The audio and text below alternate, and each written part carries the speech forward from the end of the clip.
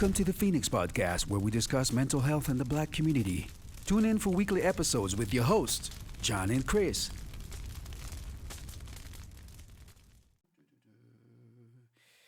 All right, so where were we? We're talking about artist exploitation and how you're talking about how if you sign on by a label, they have to get the 50% upfront Right. before they now divvy up what's Right. left. The Yeah. rest of Yeah. the other 50% is divided. Managers, the record company, musicians, lawyers, Publicists. hair, makeup, photographer, graphic artists. It goes all the way down the line. Everybody gets a cut. Except the tax attorney. Yeah, exactly. That's your responsibility, my friend. Uh, and that's the. I mean, it was a great racket while it lasted. But tell you what, I think by the end of the '90s, I would say 2000s, a revolution in the music industry started to happen. Right. For instance, if you remember Napster, Yes. all right, LimeWire, Yeah, yeah. the online sharing platforms whereby you can download music for free. And what ended up happening is the record industry tried to swim against the current. They went after these guys. They started suing people. But then, hey, come on! If it's man-made, it could be broken by a man. So, Exactly. what ended up happening is now file sharing. They got hip to a loophole that whereby it's sort of like what's the word I'm looking for? Torrent files working the Yeah. same way. There's Yeah. no central repository.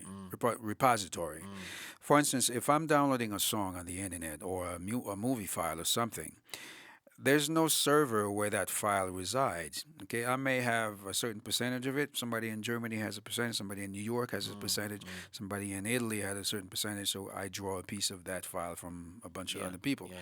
Therefore, and then it aggregates it, it pieces it together, and I have it on my machine. Now they can legally come after me for piracy. But it's hard to start chasing people. But they actually sued some people. But then the All industry three had of them. yeah, exactly. But the industry had moved on from now trying to basically you spend more money trying to Sue people. sue people Yeah, go to rather court. than right. So then Steve Jobs had the brilliant idea: hey, instead of joining fighting them, why don't we join them? iTunes, Apple Music. So they decided, why don't we monetize that, right? So now what ended up happening, now a lot of artists started getting hip to the idea, well, wait a minute, why should I give A label. a label or a publisher my IP, my intellectual property? Yeah. Because what happens is a record company or slash publisher, or it could be two different entities. It could be a publishing company and a separate record company. So now they work together to monetize your IP. So what ends up happening is that they basically take the content. Yeah. Yeah, of course they do some legwork. They spend some money to place your music, whether it's in video games or soap operas. Soundtracks. Exactly. Yeah. Ads, stuff like that, movies, and so on and so forth. Right, animated series. So then they monetize it, so they get a cut for that. So what ends up happening is artists like Prince, for instance, are like, no more. I'm not gonna give you my publishing, and he was one of the first artists who went like indie or Yeah. independent, Yeah, yeah. right? So a lot of artists followed suit, like the P Diddy's and da da da this and that. So people started to realize, wait a minute, my IP is basically once you relinquish it, once you give it over to a publishing company, Yeah. they're able to exploit your IP until I think it's 70 years after your death, Yes. which is crazy. So that means your IP that could be generating intergenerational wealth now is in the hands of somebody else. Exactly. So you're not, your kids, your grandkids, they cannot profit from that. Unless now they decide, well, they want to sell it back to the estate, to your estate, or if you're, like the Michael Jacksons or the Beatles, and then, yeah, you can have the options of buying back your catalog, Yes. right? Yes. But for the young artist who has no sense of what's going on in terms of like exploitation, instead of like exploiting your IP 70 years after your death, they'll gladly take a $15,000 signing bonus and not see past that, not see like the future, their You kids, gave a their very interesting you gave a grandkids. very interesting example. Mm, I don't know if you did it consciously or right, subconsciously, right. but you mentioned Michael Jackson and the Beatles. Yeah, of course. You know, And I know you exactly where you're and I going know with that. Yeah, that was consciously, my that friend. was that Yes. was cold. Yeah. That was his buddy. That Exactly. was his friend. I think He- Paul is still a little you think? You miffed think? about this whole He couldn't situation. buy his own catalog. Exactly. Really, songs that he had done, Yeah. he couldn't buy his own catalog. But then again, everybody thought Michael was, well, he's so soft spoken. Michael was shrewd, Shrewd dude, man. businessman. Shrewd He was dude, like, what, there's shrewd an dude. opportunity. Yeah, I'm grabbing it. exactly. And he grabbed it. Yeah. Truly But speaking, Paul could have raised that money. yeah, Yeah, true. but what Mike did was genius. Yeah. It was gangster. It was gangster. Yeah. Yeah, for sure. But yeah, definitely, the game has changed. You have a crop of new talent who understood the game, and especially now with social media, a lot of the gatekeepers were tossed by the wayside because you don't really need a record company anymore. So what ended up happening, like in the 2000s, and onward till today, they the name of the game now is co-branding. And basically, if let's say an artist like Chance the Rapper or Little Uzi Vert, Yeah. what happens? They go into partnership with a record label only for the distribution channels. Yes. And since then, people don't really buy records anymore. Yeah. Now it's more like streaming, and then you get paid like 0.000 whatever cent to the per stream. It really doesn't generate that much dough anymore. So where artists were basically generating a lot of money was through merchandising, And touring. touring, Yes. and also Rolling Stones being a prime yes, example. bundles, Yes. right? Bundles whereby you release a product, like usually it's released like on the internet, right? Yeah. And now you bundle it. If you want to purchase the physical product, you purchase the physical product. It's usually bundled with a concert ticket or some sort of merch. Yeah. For instance, Jay-Z, Yes. which record was that? He made a deal with Samsung, whereby Samsung, I think they purchased X amount of copies, well, digital copies, and they bundle that with a phone. So when you buy the phone, you get the record with it. And Jay-Z's sales went through the roof, but it doesn't mean those people went and purchased the record. It was just through by proxy, by that deal, Yeah. by that synergy. I don't think I'm using the right word in the right context, but by that co-branding, No, it is synergy. co-partnership, It is right? synergy. Right. It is Yeah. So synergy, they yeah. Yeah, synergize it's shared, yeah. to push the product, two products Yeah, so simultaneously. Samsung got its share and Jay-Z's Jay-Z got audience his share. got the So share. I think that was brilliant. Yeah. And then since then, a lot of people took a page out of that playbook and now released their products, right? And they know they're not going to make a lot of money off the sale of the music itself, but the fringe products that are attached to said music, they know they're going to generate X amount of dollars from it, and I think it's brilliant. So somebody had that's how cracked- it's going. Somebody had cracked this market a long time ago. Somebody who had figured what this was all about. Somebody who knew about the power of finance merged with talent. Who? Barry Gordy, Yes, Motown. Motown. Some of them are still smarting it, but they're like, "What the hell just happened?" Yeah, absolutely. Yeah, because I mean, you got to be a visionary, right? You got to Or a also think outside the box. You got to think outside the box. You know? Let this be. He ripped off a lot of guys. Yeah, he Okay, did. goes- I mean, yeah, look, yeah. the music business, like, well, the entertainment industry is as crooked as it gets. I mean, go back to the Sinatras, the Rat Pack. Rat Pack, yeah. You guys were rubbing shoulders with all the mobsters in Vegas. Chairman of the board. Hey, Hey, what are you gonna do, huh? I wanna be a part of it. New York. Strike. No. It's like, no, I think that's probably in the public domain now. I think we can get away with that one. Really? You think so? I think so, yeah. He did it his way. I did it my way. Exactly.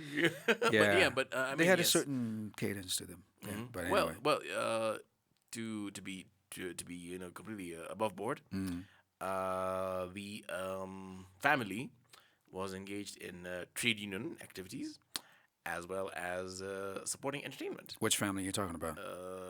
Hey, Hey, Hey, hey, Maron. exactly. I gotta Hey, spell it out for you to whatever. I want a bazoo. Yeah, exactly. No, that family, or those families, Right. and let's be honest, they built Vegas. That's absolutely correct. Yeah. Vegas wasn't built with, What church donations? Right? Not that I know of. Well, yeah. I mean, we could kind of deduce, like, yeah, there was a lot of laundromats set up in Vegas. Exactly. Yeah. And cement shoes. Yeah, hey, Go sleep with the fishes. Huh? exactly. Cement shoes, lead shoes, and Yeah. No, Vegas was a desert, hey, listen, and these guys needed to diversify. that's right. Where better to diversify than literally in the Hey, middle of nowhere. they saw an opportunity. They were like, you know what? Yes, this is it. This is where Exactly. we're gonna, Exactly. yeah. And they made it happen. And then, of course, there's a really strong relationship between that lifestyle and the entertainment industry. Yeah. What better way to to clean money than through investing in an environment that's actually wide open to interpretation. You could say, well, we invested in this artist. He generated so many record sales and Yes. then concert tickets and Yes. then the club. This is where we're performing. And this is it. So how are you gonna dispute that? Exactly. You Because you can see it's hiding in plain sight. Exactly. Brilliant move. Brilliant move. So, Uh-huh. these guys, they did what they had to do to survive. It was all about survival, right? So are you saying that the entertainment industry is innately based on evil? Well, not necessarily, but it's sort of like in it's sort of like kinfolks, right? You tend to, like, in the entertainment industry, there tends to be a bit of a like looseness in terms of like morals and boundaries. You know what I mean? And that could be attributed to the fact that, Liberal. right, liberalism, open-mindedness, Mm-hmm, hippie-ish mm-hmm, type mentality, flower child, all that Exactly. type of stuff. Exactly. And Age of Aquarius. right, so that kind of left the door open to a lot of sort of like less than morally sound entities to infiltrate the industry, because now, being a creative, you end up being more open to certain lifestyles. And we could go as far back as, the Charlie Parkers and, Mingus, Yes. Monk, Yes. Miles Davis, right? Ella Fitzgerald, Billie Holiday. All these great jazz musicians, uh, they all had some sort of substance abuse issues, right?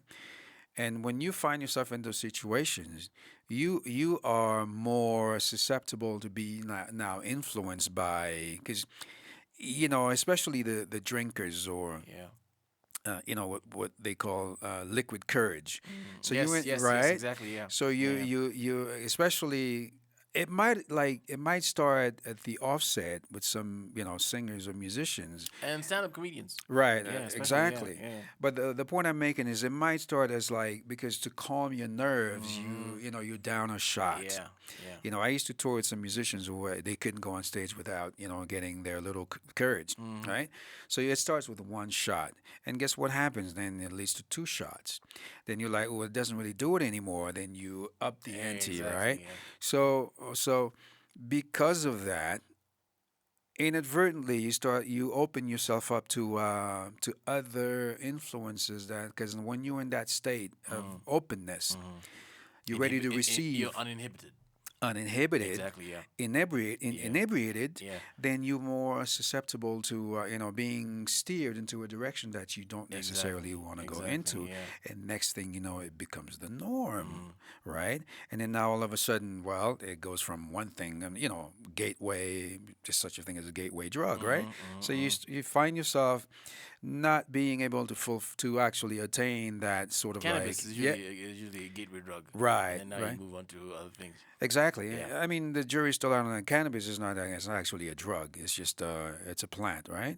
Could it be considered a drug? I don't know. Potato, potato. Yeah, I Yeah. guess semantics, right? So, Whatever and makes you sleep safer, man. right, Yeah. exactly. So in that case, it's like, well, are we? I think I'm hearing an echo over here. Okay. Are we basically? Are we in a situation where? Are we in a situation where we are giving ourselves um, uh, uh, basically an opening Mm-hmm. to be in a position where, for instance, the underworld, right, the mobsters Mm-hmm. and the people who want to do certain things that now the entertainment industry allow them, whether Mm-hmm. it's music, whether it's fashion, whether Mm-hmm. it's Entertainment movies, movies, yeah. yeah, and even Games, boxing, boxing, yeah, fighters, right, sports, yeah. sports and stuff like that. Mm. So all these things, they are basically a catalyst to a lot of a lot of Vices. vices, Yeah. right? Yeah. Whether it's PEDs, enhancing drugs Mm. in the athlete world. Yes. So these things, you court with those sort of like PEDs. Well, then guess what? Where you are today, you're gonna need way more of that to get you to where you were now, and then Yes, exactly. it's always escalating to a different level. And it's the same thing in as in the music industry. You find yourself, well, okay, you need one shot to get comfortable. Then it doesn't do it anymore. Not just the music industry. I found some of the greatest users of these enhancement drugs and what have you were actually in the money industry, Wall Street. The pressure these guys are under. Yes. Even Wow. yeah, even Wow. Yeah, doctors, yeah, yeah. pilots. Yep. Funny enough, Yeah, yeah. because you find yourself, especially doctors like Surgeons. trauma, yeah, trauma surgeons, right? You find yourself, well, you have to perform a 27-hour, operation, and then you're in the back room trying to take a nap, and then all of a sudden everything just goes, code blue, just coding, and then all of a sudden you got to spring into action. So wait a minute. I tell me there's some surgeons that and Uh, then yeah, huh? definitely, yeah. This is a huge problem in that Hand me the community. scalpels. Yeah, it's like, where am I? So, it's yeah. I mean, it's everywhere.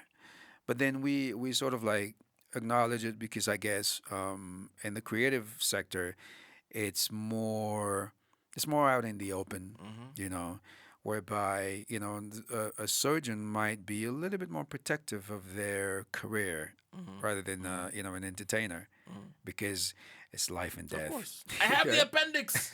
Sorry, Right. it's a heart transplant. Oh, oops. Oops. Sorry. My bad. Ah. Yeah. And it happens more often than we think. I am You know. sure. And the scary one though for me is pilots. Hey, dude, anytime you're responsible for like 300 plus lives, that's some serious pressure. Oh, that's Serious pressure. yeah. I don't think I'd be able to do that. Be responsible for that many lives at any given time. That's crazy. Although with them, I know it's more of the as opposed to Yeah, yeah. yeah, exactly. It's more, they prefer the Liquid courage. bottle, yeah. Exactly. Liquid courage, indeed. Yes. But think about it this way. Money by itself is a very weird thing. It's legal tender. Mm-hmm. It's a promise that if I give you this parchment of Right. This whatever, note or this coin. yeah, this note or this coin, you will give me whatever in return. Right. It's basically it's advanced barter trade, Yep. more or less. Mm-hmm. And you'll find that in societies that actually don't have money or finance, they are living okay Yeah. according to them Yeah. because the wealth is communal. Yep. It's shared. Yep. Um. The Amish. Uh-huh. Mm-hmm. Uh-huh. Yeah. That's interesting. Yeah. Because again, our ancestors, right, on the continent, that's how things Who were. are not the Amish. Right? Exactly. That's how things were. Yeah. But then again, when they transitioned to now hard currency, but it was backed by gold, Mm-hmm. right? It still is. But then More or less. yeah, more or Yeah, less. yeah, yeah.